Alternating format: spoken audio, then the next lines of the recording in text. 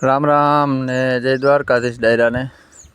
જો કુંભા બાપાને ત્યાં જે ફૂંકણી આવી છે ખીમભાઈની આપણા જો આવી કંઈક ધાણી છે ખીમભાઈની અને પંકજભાઈ આવ્યા છે પરમની ફૂંકણી લઈને બહાટી બોલાવે ખીમભાઈને કૈલાભાઈને બધાય આપણે પરમની ફૂંકણી જોઈએ હવે જ્યાં અહીંયા ભીમભાઈ છે ને સમ્રાટની ફૂંકણી આકે છે હવે આપણે ત્યાં વિઝિટમાં જવાનું છે પરમનું રિઝલ્ટ જોઈ લીધું જો આ કાંઠે ખેતરને પરમની હાલે છે પંકજભાઈની ને